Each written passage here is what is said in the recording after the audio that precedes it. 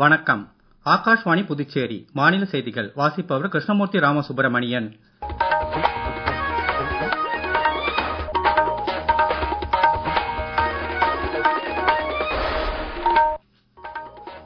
தலைப்புச் செய்திகள். சம்விதான் ஹத்யா தினத்தை ஒட்டி அவசர நிலைக்கு எதிரான போராட்டத்தில் உறுதியாக நின்றவர்களுக்கு பிரதமர் திரு நரேந்திர மோடி வணக்கம் செலுத்தியுள்ளார். இந்திய விண்வெளி வீரர் சுபான்ஷு சுக்லா பயணம் செய்யும் ஆக்சியம் 4 விண்கலம் இன்று அமெரிக்காவின் கென்னடி விண்வெளி மையத்தில் இருந்து வெற்றிகரமாக விண்ணில் ஏவப்பட்டது.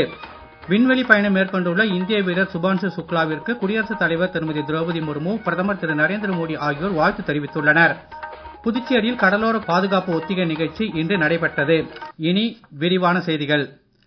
சம்விதான் ஹத்யா தினத்தை ஒட்டி அவசர நிலைக்கு எதிரான போராட்டத்தில் உறுதியாக நின்றவர்களுக்கு பிரதமர் திரு நரேந்திர மோடி வணக்கம் செலுத்தியுள்ளார். இது தொடர்பாக அவர் வெளியிட்டுள்ள சமூக ஊடக பதிவில், இந்தியாவின் ஜனநாயக வரலாற்றில் இருண்ட அத்தியாயங்களில் ஒன்றை நாடு இன்று நினைவு கொள்வதாக தெரிவித்துள்ளார். 50 ஆண்டுகளுக்கு முன் இதே நாளில் இந்திய அரசியலமைப்பில் கூறப்பட்டுள்ள மதிப்புகள் ஒதுக்கி வைக்கப்பட்டதோடு அடிப்படை உரிமைகள் இடைநிறுத்தப்பட்டதாகவும், பத்திரிகை சுதந்திரம் ஒழிக்கப்பட்டதுடன் பல அரசியல் தலைவர்கள், சமூக ஆர்வலர்கள், மாணவர்கள் மற்றும் குடிமக்கள் சிறையில் அடைக்கப்பட்டதாகவும் தெரிவித்துள்ளார்.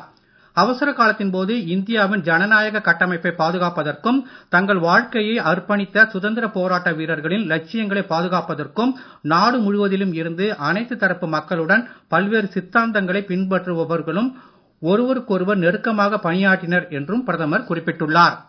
இன்று அனுசரிக்கப்படும் சம்விதான் ஹத்யா தினம் கடந்த 1975ஆம் ஆண்டு ஜூன் 25ஆம் தேதி இந்திய அரசியலமைப்பு நசுக்கப்பட்ட போது என்ன நடந்தது என்பதை நினைவூட்டுவதாகவும், அவசர காலத்தின் செயல்பாடுகளால் பாதிக்கப்பட்ட ஒவ்வொருவருக்கும் அஞ்சலி செலுத்தும் நாளாகவும் உள்ளது. இது குறித்த ஒரு செய்தி தொகுப்பு. அப்போதைய எதிர்க்கட்சி தலைவர்கள் ஜெயபிரகாஷ் நாராயண், மொரார்ஜி தேசாய், அடல் பிஹாரி வாஜ்பாய், எல்.கே. அத்வானி மற்றும் பலர் அவசர காலத்தின் போது உள்நாட்டு பாதுகாப்பு பராமரிப்பு சட்டம் மிசாவின் கீழ் கைது செய்யப்பட்டனர். கிட்டத்தட்ட 35,000 பேர் விசாரணை இல்லாமல் தடுப்பு காவலில் வைக்கப்பட்டனர். 1,83,000 கைதிகள் மட்டுமே அடைக்கும் வசதி உள்ள இந்திய சிறைகளில் 2,20,000க்கும் மேற்பட்ட கைதிகள் அடைக்கப்பட்டனர். ஆகாஷ்வாணியின் மனதின் குரல் நிகழ்ச்சியில் இது குறித்து தமது எண்ணங்களை பகிர்ந்து கொண்ட பிரதமர் திரு நரேந்திர மோடி, அவசர காலத்தின் போது அராஜகங்களை எதிர்கொண்ட போதிலும் ஜனநாயகம் மீதான மக்களின் நம்பிக்கை அப்படியே உள்ளது என்றார். இன்று சம்விதான் ஹத்யா தினம் கடைபிடிக்கப்படுவதையொட்டி மத்திய உள்துறை அமைச்சர் திரு அமித்ஷா வெளியிட்டுள்ள சமூக ஊடக பதிவில், காங்கிரஸ் கட்சியின் அதிகார பசியால் இயக்கப்பட்ட அநீதியின் சகாப்தம் அவசர நிலை என்று தெரிவித்துள்ளார். அதிகாரம் சர்வாதிகாரமாக மாறும்போது அதை வேரோடு பிடுங்குவதற்கான வலிமை மக்களுக்கு உண்டு என்பதையும் இந்த நாள் அனைவருக்கும் நினைவூட்டுகிறது என்றும் திரு அமித்ஷா தெரிவித்துள்ளார்.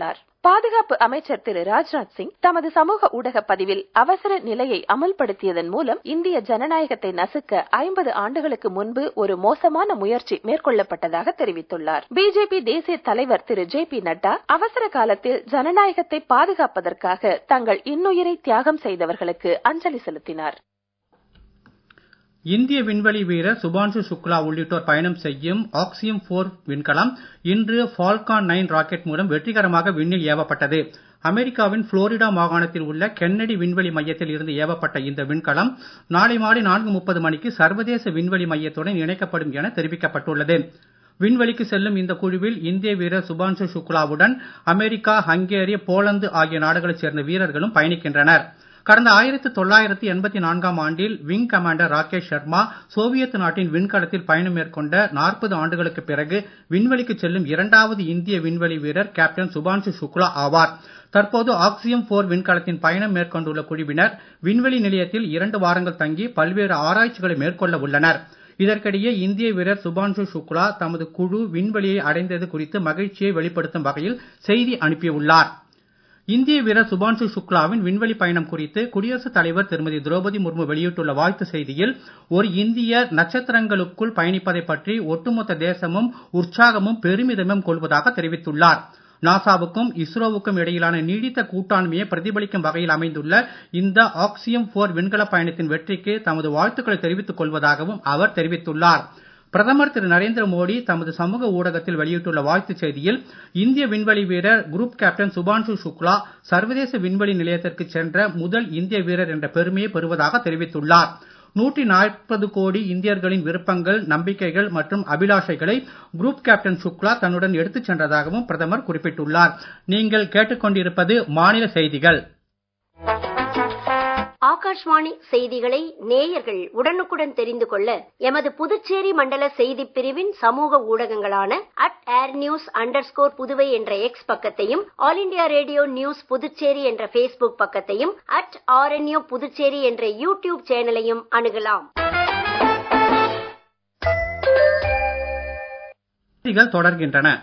50 ஆண்டுகளுக்கு முன்பு அமல்படுத்தப்பட்ட அவசர நிலை ஜனநாயகம் மற்றும் தேசத்தின் ஆன்மா மீதான தாக்குதல் என்று மத்திய நிலக்கரி மற்றும் சுரங்கத்துறை இணையமைச்சர் திரு சதீஷ் சந்திர தூபே தெரிவித்துள்ளார். புதுச்சேரியில் இன்று பிஜேபி சார்பில் நடைபெற்ற சம்விதான் ஹத்யா தின நிகழ்ச்சியில் கலந்து கொண்டு பேசிய அவர், அரசியலமைப்பு சிதைக்கப்பட்டதாகவும் அவசர காலத்தில் குடிமக்கள் கட்டாய கருத்தடை மற்றும் குடிசை பகுதிகளை இடிப்பது போன்ற அராஜகங்களை எதிர்கொண்டதாகவும் கூறினார்.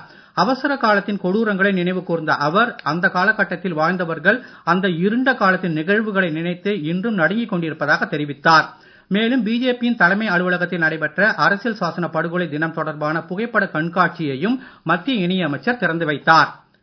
புதுச்சேரி அரசு கூட்டுறவுத் துறையின் இளநிலை ஆய்வாளர் பணிக்கு கடந்த டிசம்பர் மாதம் நடைபெற்ற எழுத்துத் தேர்வில் 38 பேர் தேர்வு செய்யப்பட்டனர். இவர்களில் 8 பேர் பல்வேறு காரணங்களால் அப்பணியில் சேராததால் காத்திருப்பு பட்டியலில் வைக்கப்பட்டிருந்தனர். இந்நிலையில் இன்று முதலமைச்சர் திரு ரங்கசாமி அவர்களுக்கு இளநிலை ஆய்வாளர் பதவிக்கான பணி ஆணைகளை வழங்கினார். சட்டப்பேரவை வளாகத்தில் நடைபெற்ற இந்நிகழ்ச்சியில் சட்டப்பேரவைத் தலைவர் திரு செல்வம், கூட்டுறவு சங்கங்களின் பதிவாளர் திரு யஷ்வந்த் ஐயா ஆகியோர் உடன் இருந்தனர். புதுச்சேரியில் கடலோர பாதுகாப்பு ஒத்திகை நிகழ்ச்சி இன்று நடைபெற்றது. இந்த ஒத்திகையின் போது கடல் வழியாக புதிய நபர்கள் மற்றும் புதிய படகுகள் வருவதை கண்காணிக்கும் பணியில் புதுச்சேரி கடலோர பாதுகாப்பு காவலர்கள் ஈடுபட்டனர். காவல்துறை துணைத் தலைவர் திரு சத்யசுந்தரம், முதுநிலை காவல் கண்காணிப்பாளர் திரு கலைவாணன் ஆகியோர் கடலோர காவலர்களுடன் இணைந்து கடலுக்குள் சென்று ஆய்வு மேற்கொண்டனர். இந்த கடலோர பாதுகாப்பு ஒத்திகை குறித்து புதுச்சேரி காவல்துறை துணைத் தலைவர் திரு சத்யசுந்தரம் கூறுகையில், ரியல் த்ரெட்டை நம்ம சிமுலேட் பண்ணி அதுல என்ன கேப் இருக்கு, அந்த த்ரெட் வரும்போது அது அவங்க ஈஸியா நம்ம செக்யூரிட்டியை பிரீச் பண்ணி போயிட்டு அட்டாக் பண்றதுக்கு டீம் எல்லாம் டிப்ளாய் பண்ணிருக்கோம்.